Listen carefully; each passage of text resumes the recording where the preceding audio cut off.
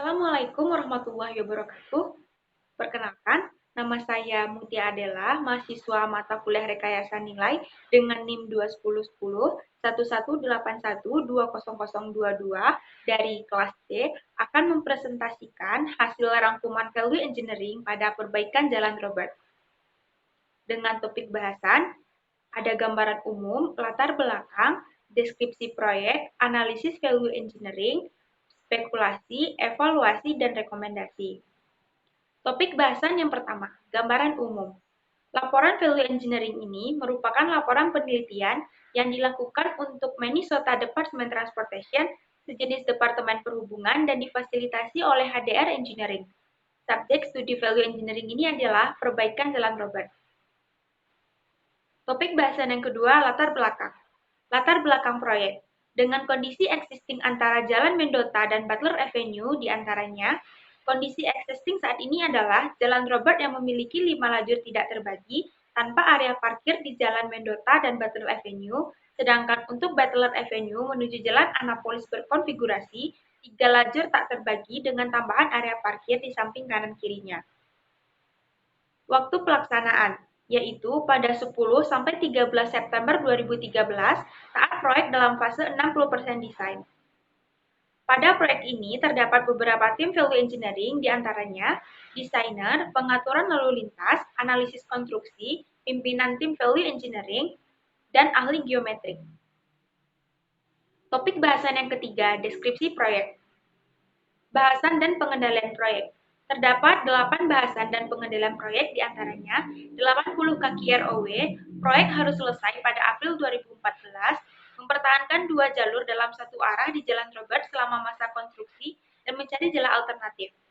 Mengatur akses ke pusat bisnis, mengatur jalan memutar ke pusat bisnis, mencari jalan pintas, memelihara jalan alternatif untuk bus, dan mengatur jalan pejalan kaki selama masa konstruksi.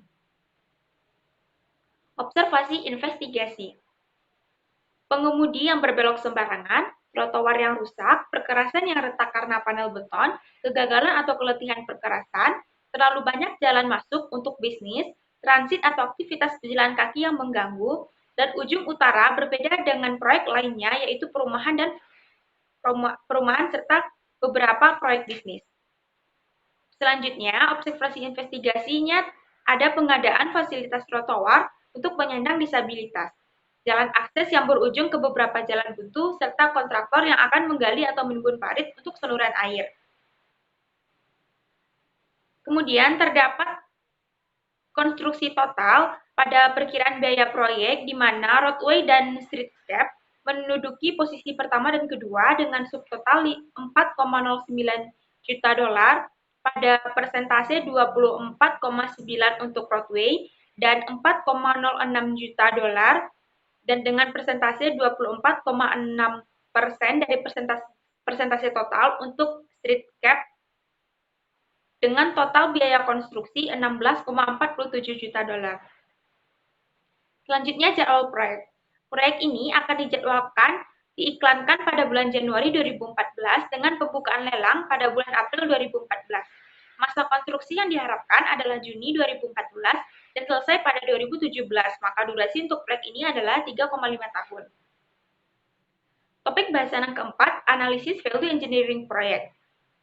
Di samping merupakan cost model yang dapat disimpulkan bahwa rekonstruksi jalan dan pemandangan jalanan yang meliputi pencahayaan lebih dari 50% proyek. Selanjutnya, atribut kerja. Atribut kerja yang pertama yaitu operasi arus utama. Penilaian operasi dan keselamatan lalu lintas pada TH952A Robert Street dalam batas proyek. Pertimbangan operasional mencakup tingkat layanan relatif terhadap proyeksi lalu lintas 20 tahun dengan baseline-nya, kecepatan atau desain tertera sama dengan 40 mph Selatan Mary Avenue, 35 mph Utara Mary Avenue. Dengan 4-11 inch jalur pengemudi tidak termasuk selokan dan 11 inch jalur belok kiri serta belok kanan median tengah dinaikkan dengan lebar bervariasi. Yang kedua, operasi lokal. Definisinya, penilaian operasi lalu lintas dan keselamatan pada infrastruktur jalan lokal atau jalan lintas. Dengan baseline-nya 5 inch trotoar, boulder wall, 2-4 inch antara trotoar dan belakang trotoar, memenuhi semua persyaratan ADA, dan WB strip 50 kendaraan desain untuk U-turn. Yang ketiga, maintabilitas. Definisinya, penilaian keberlangsungan transportasi jangka panjang fasilitas dengan baseline 4 mil minimum dan hamparan lapisan permukaan bitumen aspal. Belok kiri, blok tengah sulit dipertahankan, landscape dalam median irigasi, kurangnya penyimpanan salju, serta semua kecuali satu saluran pembuangan badai ada di luar. Yang kelima, ada dampak konstruksi. Penilaian dampak sementara kepada publik selama konstruksi terkait dengan gangguan lalu lintas, jalan memutar, dan penundaan. Dampak terhadap bisnis dan penghuni relatif terhadap akses, visual, kebisingan, getaran, debu, dan lalu lintas konstruksi dampak lingkungan. Dengan baseline, belok kiri di jalan masuk dan persimpangan akan diizinkan. Belokan kanan untuk truk pengiriman akan diizinkan. 2 jalur lalu lintas dalam satu arah selama konstruksi, lalu lintas yang menuju arah berlawanan akan dialihkan ke rute alternatif. Kerja malam dibolehkan dengan perbedaan tata suara. Pekerjaan akhir pekan adalah bagian dari jadwal pekerjaan dasar. Kemudian dampak lingkungan. Pengertiannya, penilaian dampak permanen terhadap lingkungan termasuk ekologis misalnya flora, fauna, kualitas udara, kualitas air, visual, dan kebisingan, serta dampak sosial ekonomi yang meliputi keadilan lingkungan, bisnis, penduduk, dampak terhadap sumber daya budaya, rekreasi, dan bersejarah. Dengan baseline, 144 keluarga membutuhkan beberapa jenis akuisisi, di antaranya keuntungan permanen, keuntungan sementara, akuisisi biaya penggantian, kemudian risiko sedang dari beberapa tanah yang akan terkontaminasi. Kemudian terakhir baseline-nya menyiapkan dinding peredam suara. Selanjutnya adalah jadwal proyek, yaitu penilaian tabel penjadwalan proyek dari waktu yang diukur studi value engineering hingga penyelesaian konstruksi, dengan baseline membiarkan April 2014 mulai konstruksi sampai Juni 2014.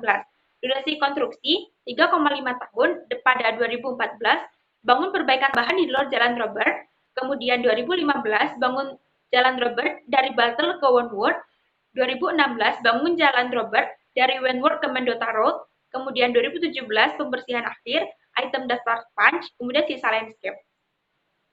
Selanjutnya, analisis fungsi. Terdapat beberapa pekerjaan, diantaranya jalan raya, streetscape, sinyal lalu lintas, saluran drainase, saluran air bersih, kepentingan, mobilitas, drainase sanitasi, pengendalian lalu lintas atau erosi, dan dinding penahan tanah. Pada pekerjaan ini, jalan raya dan streetscape menempati 2 posisi teratas dari biaya total. Untuk jalan raya, kegiatan yang dilakukan adalah mendukung menyiapkan pembebanan serta cek lokasi site dengan biaya 4,09 juta dolar pada persentase 24,9% dari biaya total. Kemudian untuk streetscape, kegiatan yang dilakukan adalah memberikan, menerangkan, mengontrol, membuat, memperbaiki halte jalan, erosi, trotoar, dan estetika dengan biaya 4,06 juta dolar. Kemudian dengan persentase 24,6%. Pada selanjutnya, pekerjaan dinding penahan tanah yang digunakan untuk menahan tanah agar tidak terjadi pergerakan memakan biaya 0,22 juta dolar dengan persentase 1,3% dari biaya total. Selanjutnya, matriks atribut kerja. Dari matriks tersebut, yang lebih penting untuk hasil proyek adalah mainline operasi dan operasi lokal, karena di sini menempati posisi 2 teratas dengan total 5,5 dan persentase 26,2%. Kemudian disusul oleh rawatan, dampak konstruksi, dampak lingkungan, dan jadwal proyek. Pada saat ini, dampak lingkungan merupakan dampak yang sangat terakhir dipikirkan karena menduduki posisi terakhir yaitu dengan persentase 4,8%. Selanjutnya diagram PAS. Pada diagram PAS ini kita bisa melihat beberapa diagram fungsi dengan kedudukan yang lebih tinggi yaitu improvement, mainline, serta operation. Kemudian diagram PAS pada fase konstruksi. Pada diagram PAS fase konstruksi ini kita dapat melihat beberapa fungsi dengan tujuan how dan why pada saat tahap konstruksi. Topik bahasan yang kelima adalah spekulasi. Yang pertama, fungsi rekayasa lalu lintas untuk semua koridor. Terdapat beberapa fungsi. yaitu satu lajur setiap arah tanpa jalan alternatif tanpa tanda, tidak boleh belok kiri. Sama seperti baseline, tetapi memindahkan lalu lintas ke tengah dan membangun bagian luar terlebih dahulu. Penutupan penuh satu blok pada satu wilayah serta penutupan penuh untuk seluruh seksi.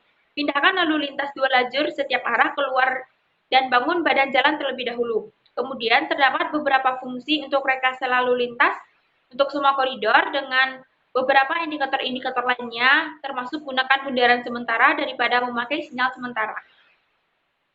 Kemudian, fungsi rekayasa lalu lintas untuk pusat bisnis.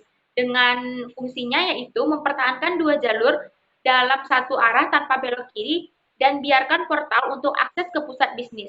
Hubungi individu penyandang cacat untuk mengidentifikasi kebutuhan mereka dan mintalah kontraktor melakukan rapat Senin pagi dengan para pebisnis. Fungsi yang terakhir yaitu relokasi utilitas yang sudah ada. Dengan beberapa rincian, hilangkan pekerjaan utilitas bawah tanah sebagai bagian dari proyek, mintalah pekerjaan air bersih dimulai lebih awal dengan kontrak terpisah, gunakan parit utilitas bersama untuk semua utilitas kering di bawah trotoar, kemudian pekerjaan utilitas selesai pada 2014 sebelum pekerjaan jalan dimulai. Topik bahasan yang keenam adalah evaluasi. Dari 32 ide yang muncul, pada tabel selanjutnya akan dibuat ringkasan di mana ide-ide tersebut menduduki peringkat 4 ke atas.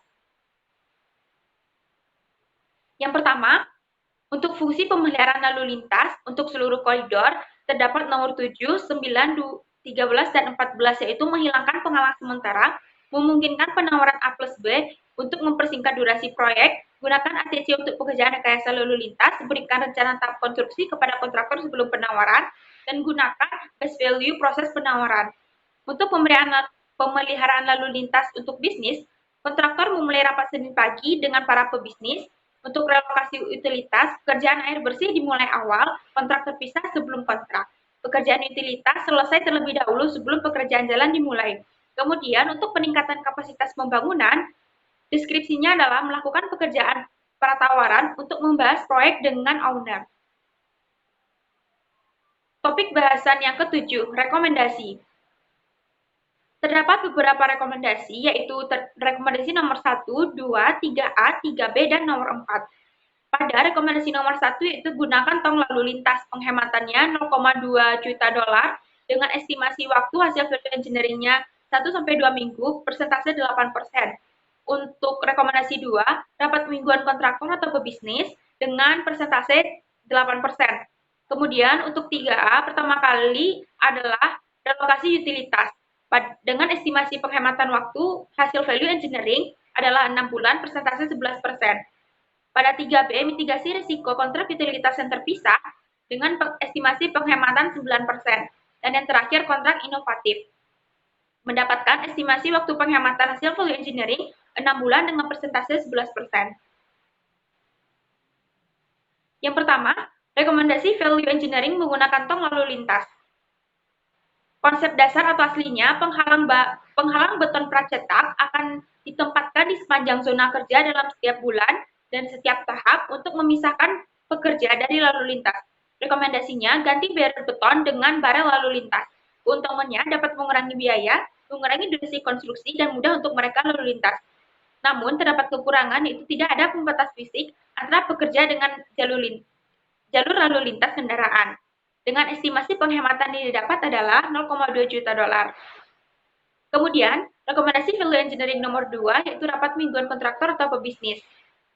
Dengan konsep dasar, kota atau negara menyediakan penghubung bisnis untuk menjaga agar bisnis mendapatkan informasi tentang jadwal dan kemajuan proyek. Kemudian rekomendasinya adalah rekomendasi ini agar para kontraktor menunjuk seseorang yang kemungkinan besar itu mandor atau pengawas yang akan membahas pembaruan mingguan kepada pemilik dari proyek dengan pekerja yang diharapkan untuk minggu itu. Dengan keuntungan, dapat memberikan informasi yang terbaru, namun kekurangannya, perubahan jadwal dapat menyebabkan para pemilik dari perusahaan ini kehilangan kepercayaan kepada kontraktor. Estimasi biayanya tidak dapat dihitung, namun untuk rekomendasi ini sangat berharga bagi para kontraktor untuk mendapatkan informasi. Kemudian, rekomendasi nomor 3A, merelokasi utilitas terlebih dahulu. Konsep dasarnya, konstruksi perbaikan saluran air bersih utara dan sanitasi akan dibagi selama 3 musim saat konstruksi 2014, 2015, dan 2016. Rekomendasinya, mengembangkan suatu urutan pekerjaan atau urutan pembaruan dari ketentuan kontrak kerja yang membutuhkan penyelesaian tindakan pekerjaan utama air bersih bersama dengan pipa saluran pembuangan sanitasi yang diusulkan dan penggantian lubang sebelum pekerjaan dimulai dalam berbagai bagian proyek tersebut. Dengan beberapa keuntungan, namun kekurangannya adalah beberapa pekerjaan akan terpengaruh beberapa kali oleh kegiatan ini. Untuk estimasi biaya belum dapat dihitung pada saat ini. Rekomendasi keempat yaitu 3B, memitigasi resiko kontrak air bersih terpisah, yaitu konsep dasarnya konstruksi perbaikan utama air akan dibagi selama musim konstruksi 2014, 2015, dan 2016.